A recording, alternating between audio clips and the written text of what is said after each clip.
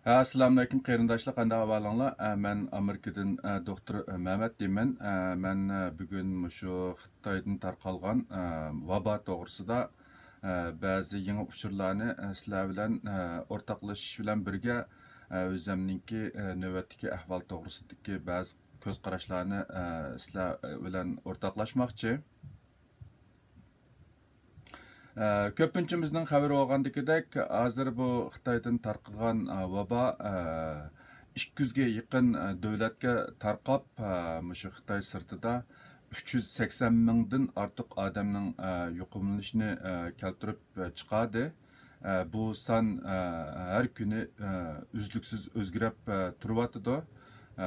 Shu butun dunyo miqyosida, yana Xitoyning sirtida kuniga 40-50 mingdan ko'payyotidi. Hozir shu yuqumlang'uchi ko'p bo'lgan davlatlar ichida yuqumlang'uchilarningki soni 10 mingdan oshgan davlat Italiya, Amerika, Ispaniya, Germaniya, Iran, Fransiya va Shveysariya bo'lib, bularninki o'lib ketish nisbatan yuqori. O'lib ketish nisbati eng ko'p bo'lgan davlat birinchisi Iran Italiya bo'lib, uning o'lib ketish nisbati hozir 10% dan oshib ketdi. Ikkinchisi Iran bo'lsa 7% atrofida bo'layotdi. Andan keyin Ispaniyaning 7-2%. Gollandiyada garchi yuqumlang'uchi bak ko'p bo'lmasa-mu, lekin o'lib ketish nisbati hozir 5-6% ekan, biroz yuqori. Fransiyaninki 5-3%. Ya'ni mush Xitoy sirtida dunyo miqyosidagi mush o'lib ketish nisbati taxminan 5% dan tuvan bo'lib, yuqorqi bu davlatlarninki hamisininki 5% dan yuqori bo'lgan. Endi Amerikaninki kasal tarqash ahvoli boshqa davlatlarga nisbatan xilila ig'ir va tiz bo'lib, kuniga 10 ming, 12 mingdan ko'payyotidi. Shu yaqinqi 1-2 kundan buyon. Hozir mutaxassislarniki mo'ljallashicha har 2-3 kunda bu yuqumlang'uchilar soni bir qatlanayotgan. Lekin o'lib ketish nisbatan biroz tuvan, yana boshqa davlatlarga nisbatan yoki dunyoning o'rtacha saviyasiga nisbatan biroz tuvan. Hozir 1-5% dan tuvan bo'layotidi. Endi bu yuqumlang'uchilar ko'p bo'layotgan davlatlar ichida Germaniyaninki o'lib ketish nisbati yana eng tuvan, hozir qadar 0,5% dan oshmadi. Yani bu Germaniyaning bu kasalni kontrol qilish jihatda bulapmanbak shu kasallarni bartaraf qilish jihatda alayda muvaffaqiyat qozongan davlatlarning birisi hisoblangan hozir. Endi bu yuqumlanishni kontrol qilish jihatda biroz muvaffaqiyat qozongan davlat va rayon birisi shu nima?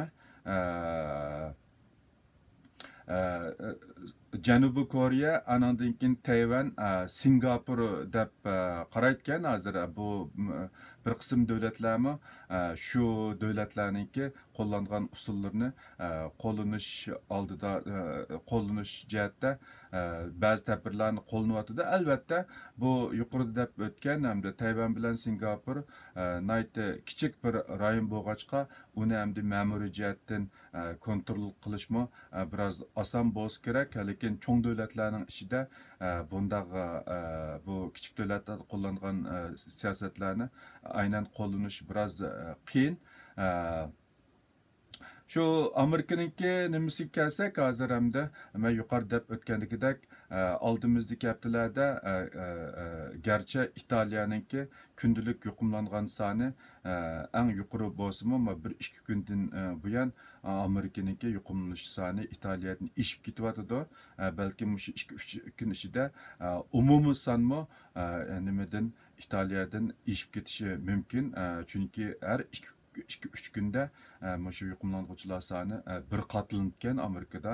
Hamda Amerikaning ichida nisbatan aytgan vaqtida eng ig'ir bo'lgani men yashayotgan New York bo'lib, shu Amerikada bayqalgan kasallarningki yarmi degidek shu New York shtatida hozir.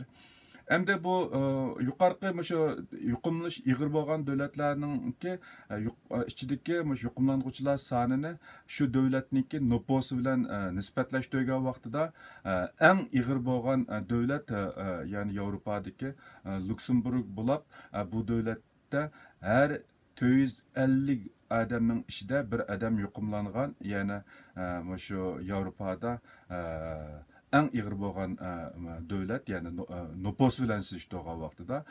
Ikkinchisi yandan keyin Icelandda bu har 490 adamning ichida bir adam yo'qolinib bo'pti. Ondan keyin uchinchisi bo'lgan vaqtida Shveysariya bo'lib, her 780 adamda bir adam yuqumlangan. Hozir İtaliyada bo'lsa 800, her 800 adamda bir adam yuqumlangan. Ondan keyin İspaniyada olsa her 980 adamda bir adam yuqumlangan. Amerikada hamda yuqumlanguvchi mush Amerika nupusi bilan nisbatlashtirgan vaqtida taxminan har 5000 adamda bir adam yuqumlangan ekan, lekin men turayotgan New Yorkda har 630 adamda bir adam yuqumlangan. Ya'ni Amerikaniki yuqumlanish saviyasidan nisbatan aytgan vaqtda ayta yuqori. Men yuqori deb o'tgandagidek Amerikada 325 milyon odamdagi yuqumlangan sonninki yerimi, ya'ni 50%, 19 milyon nupusi bo'lgan shu New York shtatida. Shunda bo'lgan vaqtida yuqumlanuvchilar soni New Yorkda hozir har 630 adamda bir adam yuqumlandi degan gap. Odatda misalanga ko'chaga chiqsak, ko'chada chiqrab adam bor yerlarda misalanga xohlagan odamning ichidan birasi yuqumlangan bor degan gap, 600 odamning ichidan birisi degan gap buni aytdi. Andan keyin New York shahrining ichida buni aytdi. Hozir men ishlaydigan doktorxona va men bildigan boshqa doktorxonalardami nurg'un bemorlar yatakta yetib davolanayotganligi ma'lum. Endi bu yuqumlanishninki bu vaboninki shu chet eldagi yuqumlanish ahvoli mushundoq hamda hozir hamda Yevropada xuddi masalanga yuqorida deb o'tgandagidek Italiya, shu Luksemburg degandagidek aşı davlatlar Shveysariya yana shu odam nisbat o'nchitgan vaqtida yuqumlanish soni eng ko'p bo'lib Yevropaniki yuqumlanish markazi bo'lgan bo'lsa Shimoliy Amerika qit'asida New York hamda shu yuqumlanishning markazi bo'lib qoldi. Ya'ni 630 adamda bir adam. Bu nisbat yuqori bir nisbat hamda. Lekin normal ahvolda biz yuqumlanuvchilarniki umum soniga diqqat qilib, nupusga nisbatlashtirmaganligimiz uchun biz odatda shu yuqumlanuvchi eng ko'p bo'lgan davlatni eng jiq deb hisoblaymiz, lekin nupus silishtirgan vaqtida uningki yuqumlanishniki qaysi rayon yo qaysi davlatda eng ig'ir ekanligini texmi yaxshi tushunishga bo'ldi deb qarayman. Bizniki eng ko'ngil bildiganimiz vatan bo'lib, vatanda hozir qadar bu kasal tal to'kis yo'q bo'ldi deganga 10 kundak bo'lib qoldi. Undan keyin hech qanday alayda uchur yo'q. Ya'ni hukumatningki, Xitoy hukumatining statistikasida vatanda yuqumlanish butunlay pak-pakiz tugagan. Andan keyin bu Xitoyninki ishkir o'lkalardimi asosan yuqumlanganlar butunlay kontrol bo'ldi deb tashviq qilyotdi. Hozir ko'paygan kunda bayqalgan bemorlarning soni asosan shu vuzning tovanida 40-50-60 bo'lib, bular asosan chet eldan kirganlar deb e'lon qilyotdi Xitoy hukumati. Endi bir tarafdan bu shu yuqumlanish ahvoli tamoman kontrol qildi, kontrol bo'ldi, yangidan yuqumlanganlar yo'q deb tashviq qilyotsa, yana bir tarafdan ishlab chiqarishni asliga keltirish uchun butun kuchab butun kuchi bilan kuchab tashviq qilyotidi. Yaqinqi o'sha 5-6 kundagi uchurlarga qaraydigan bo'lsak, vatandan ko'plab odamlarni ishkirlarga, yoshlarni yo'tkab xizmatga o'rlashish nimasi bilan ishkirga o'tkazdi. Bu ishlar o'tgan oyning oxirida, ya'ni 2-oyning oxirlarida bo'lgan bo'lsa, yaqinga kelgan vaqtida texmi tizlashib, bu ishkirdagi zavod fabrikalarga adam yo'tkaydigan ishlar texmi tez suratda ishyapti. Bu masala bizni hammamizni andishaga solyapti. Chunki Xitoyda mushu sonliq ma'lumot bo'lsin, uchur bo'lsin, nayti bir oshkor bo'lmaganlik uchun, ya'ni yolg'onchilik bak ig'ir bo'lganlik uchun biz haqiqiy rost uchurlarga erishaolmaganligimiz uchun anandan keyin ishkir mushu Xitoydagi butun ahvolniki, ya'ni mushu vaboga oid aniq bir uchurdan ma'lumotimiz yo'q bizniki.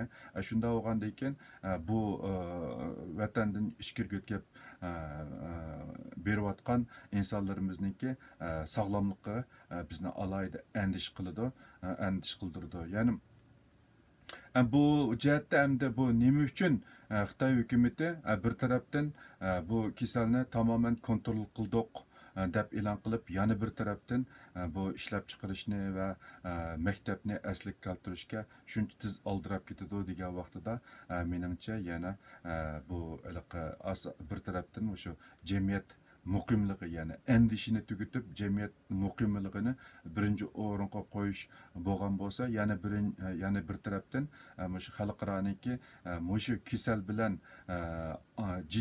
jiddiylashib ishlab chiqarishni to'xtatib, insonlarning hammasini uyda chiqmaslikqa talab qilayotgan shunday bir mazgilda tizdan ishlab chiqarishni asli keltirib, mushu oldingi 3-4 oyda bo'lgan ziyonni to'liq o'lish bo'z kerak deb o'ylayman. Chunki mushu butun dunyo miqyosida bulabmbek Yevropa bilan Amerika miqyosida kundalik turmush buyumlari bo'libmbek mushu doktorxonada ishiladigan saqliqni saqlash, mushu doktorxonada ishiladigan tibbiy buyumlar nayti kamchil bo'lganlik uchun buningga bo'lgan ehtiyoj nayti zo'r dunyoda hozir.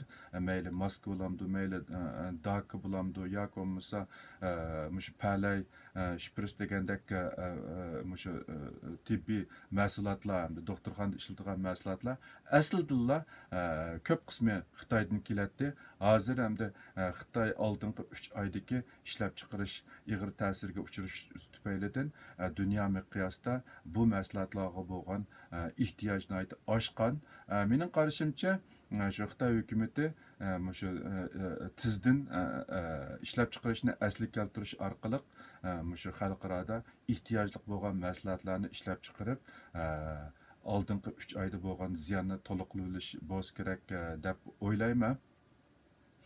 Hamda dunyoninki boshqa davlatlari bo'libmi, g'arb davlatlarimi shu o'zi yuzlanayotgan shu vabo tufaylidan bizningki masalamiz biroz ko'milab qilyotidi.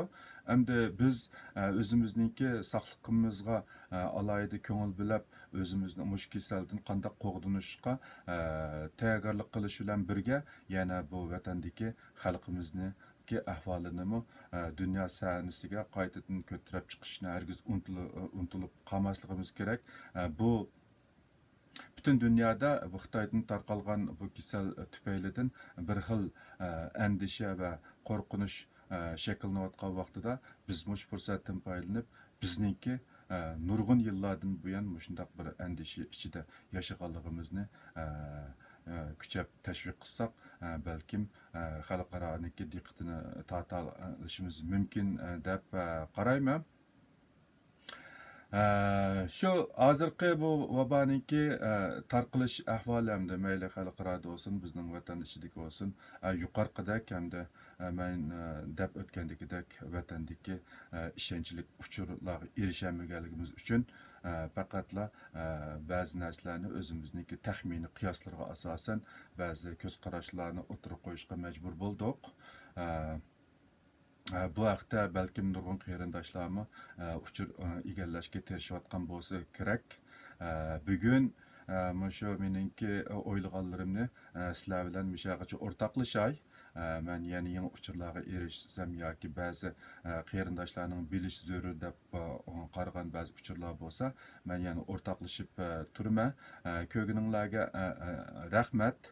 Agar bu videoni yaxshi ko'rsanglar yoki foydali uchurlarni o'rgandim deb qarasanglar, ko'plab taqib qo'yinglar. Xayr xo'sh, Xudoga omonat.